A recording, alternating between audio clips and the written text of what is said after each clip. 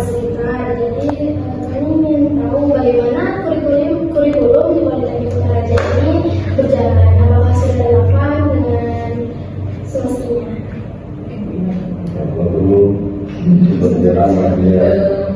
Jadi seperti dan sudah disampaikan kita berkembang sekarang itu sesuai kebutuhan kita melakukan ECT untuk merevisi kembali kurikulum supaya menyelaraskan dengan perkembangan dari dunia usaha dan kerja. Jadi mata kuliah yang disediakan itu 60% memang arahnya itu lebih banyak ke 40% lagi itu ke teori.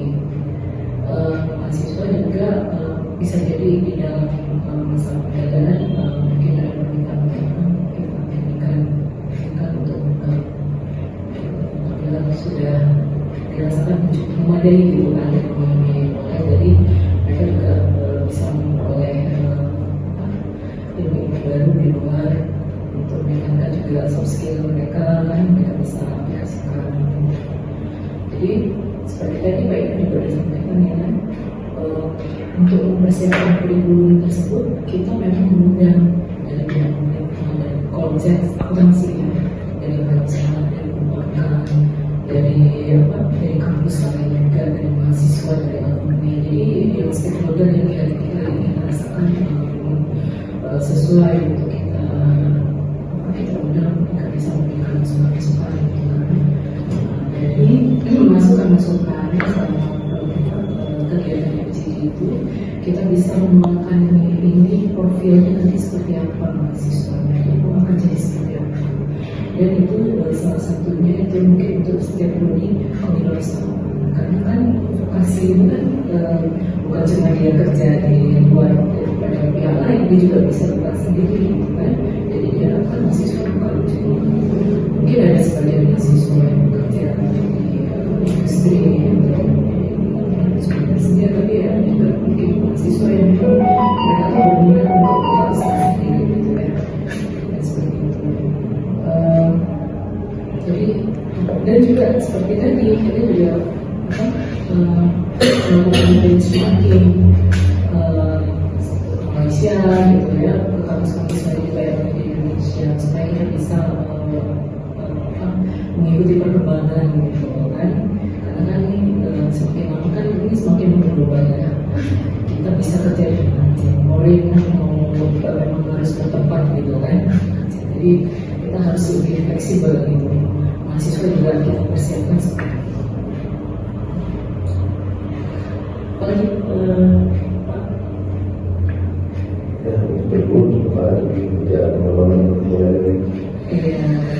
Terima kasih Bu. Jadi kan seperti yang bilang berarti kurikulum itu harus sangat relevan ya Bu ya.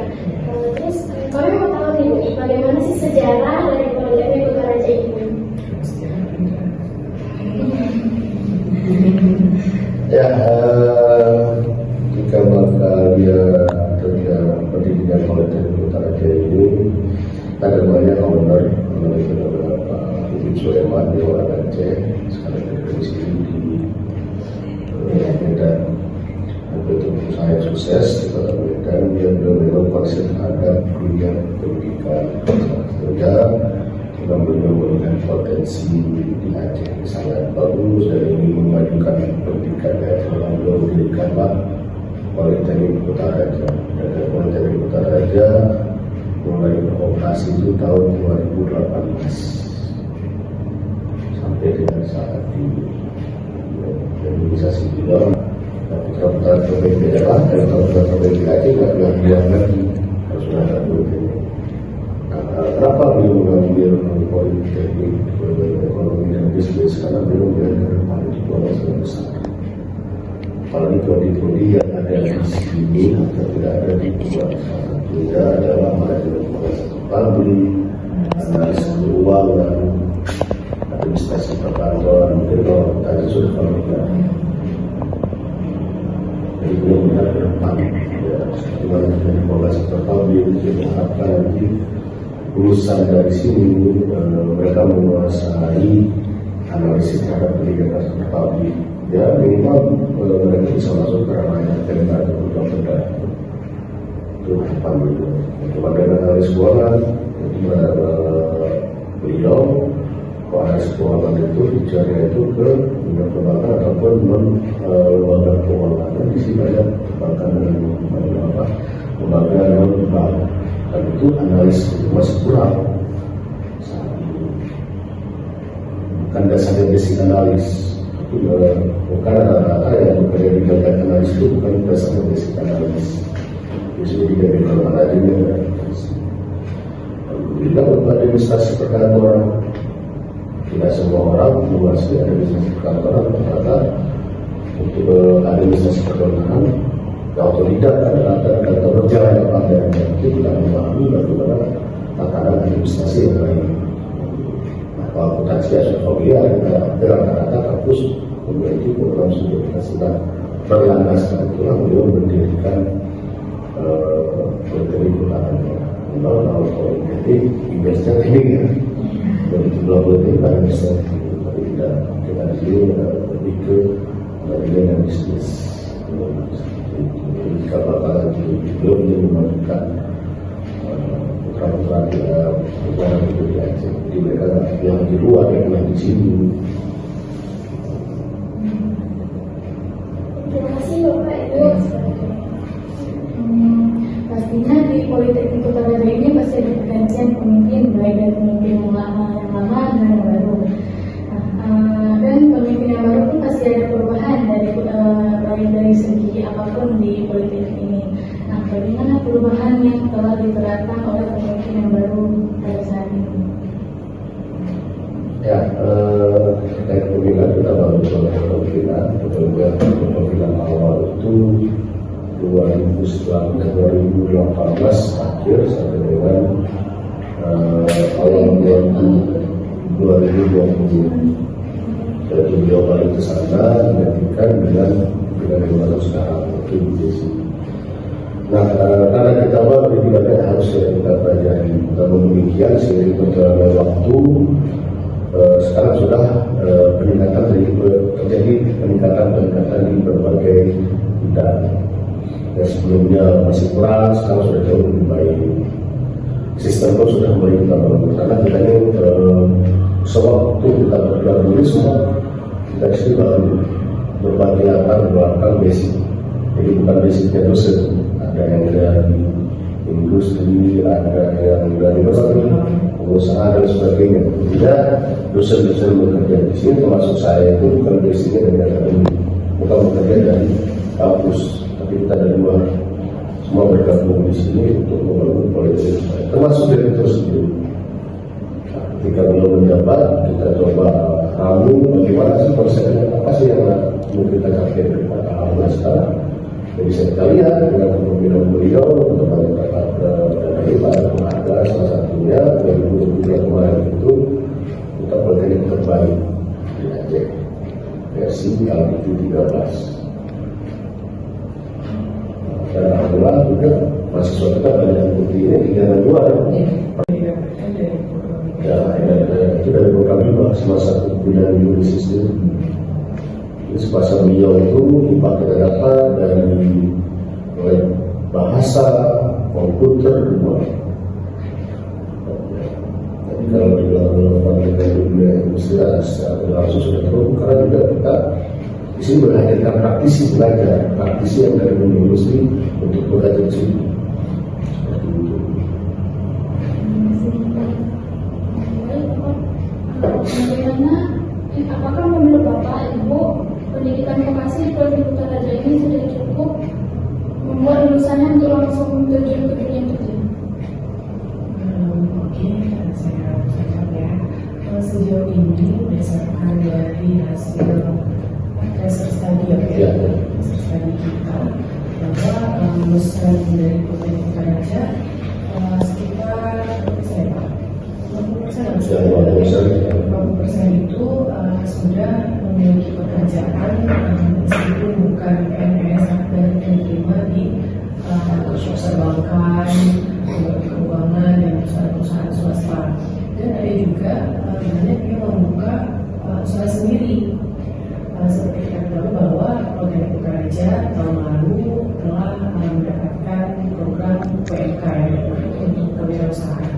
tahun ini juga menerapkan program kewirausahaan juga.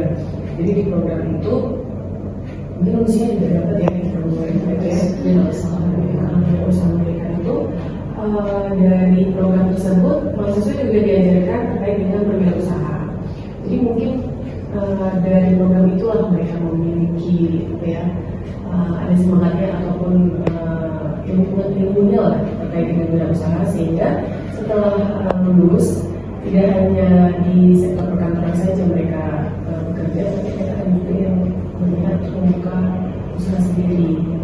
Dan juga dari sekarang yang para mahasiswa di semester akhir banyak yang bercerita ke saya bahwa rencananya kami mau buka usaha, saya akan mandiri seperti itu.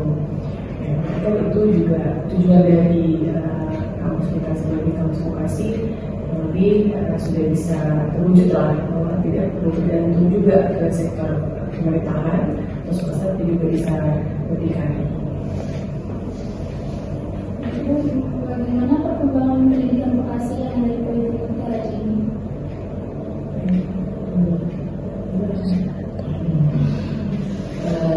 Kalau saya lihat semakin sesuai dengan kondisinya, dengan kondisi berbagai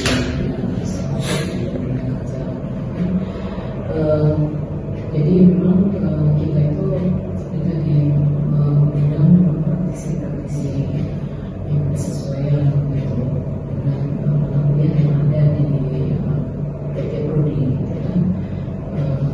Untuk mahasiswa, saya dapat teorinya secara praktek ilmu di lapangan mereka ada di praktisi, dan mereka kan bukan cuma belajar freelance gitu kan, itu juga praktisi dibawa untuk dapat belajar mengenai suasana kerja yang ada di luar, misalnya pergi ke perbankan seperti itu, atau ke UKM misalnya seperti itu. Jadi mereka bisa merasakan jiwanya gitu kan di tempat kerja itu seperti apa gitu. Jadi kita memang harus ada tuntutannya, kita memang harus semakin baik dan semakin bisa gitu menyesuaikan, menyelaraskan antara yang punya perguruan tinggi dengan dunia pekerjaan.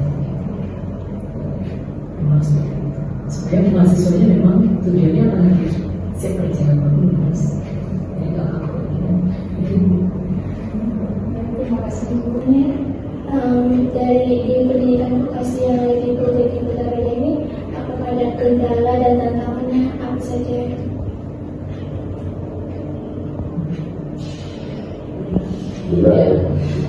Iya, pasti ada, karena kan dari segi mahasiswa kita berusaha mendisiplinkan mahasiswa. Berarti kan harus mengikuti aturan yang ada di luar juga di tempat bikin mereka ada berjalan gitu ya. Apalagi tadi kendala, iya, mungkin ya kita harus memastikan gitu kan mahasiswa mendapatkan perkuliahan itu sesuai nggak dengan kurikulum yang kita sudah tentukan, bahasa yang diberikan oleh dosen kita harus pastikan sesuai tidak. Jadinya kita juga harus bisa melakukan monitoring atau evaluasi proses dari pembelajaran supaya tadi yang tercapai apa yang menjadi capaian untuk lulusan gitu. Mungkin tantangannya apa lagi ya? Seperti tadi mahasiswanya juga kan, juga dosennya juga mungkin itu ketersediaan kebutuhan itu harus cepat kita penuhi. Kalau misalnya memang tuntutannya memang ada yang harus kita penuhi gitu kan, supaya tidak terkendala terus ya proses pembelajaran. Kendala pasti ada, cuma ya itu prosesnya kita harus komunikasi ya, harus bisa mengkomunikasikan kepada kalau yang di internal dari kampus juga. Ibu, dari informasi yang kami dapatkan, pendidikan tenaga pendidikan vokasi itu berkurang. Apakah di Politeknik Utara ini mencukupi atau tidak? Mencukupi. Dia ada standarnya kan, ketentuannya berapa minimal dia harus memenuhi. Sekarang untuk yang pesen tetapnya ya, sedangkan pesen yang pesen tadi kan ada yang dari praktisi ya, yang tetap, tapi ada juga pesen yang luar dari kampus gitu ada. Selama ini tidak masalah pembelajaran tidak ada tentang ketersediaan mesinnya ya. Mungkin ya segini Oke. Terima kasih banyak Ibu. Iya, iya, sama. Kalau tahu siapa? Oke, baik. Perkenalkan nama saya Akbar Nila, dengan saya dari sektor publik MTS tahun 2000. Kalau menurut kakak lebih efektif belajar dari teori atau dari praktek? Menurut saya sih ya, karena gini, kan teori itu kan untuk di luar aja kan, tapi sekarang kan banyak yang di kampus yang melihatnya vokasi, jadi komplit lah kalau seimbang, lebih menurut saya sih lebih ke praktek, lebih ke vokasi. Kakak puas ya, ini vokasi yang diberikan banget kenapa? Karena dengan vokasi kita bisa langsung mempraktekannya kan, karena besok di awal kedua kita karena yang di skill kan teori, karena makin kita teori kalau nggak ada skill kan sama juga kan, jadi memang penting sih menurut saya sih lebih dari skill.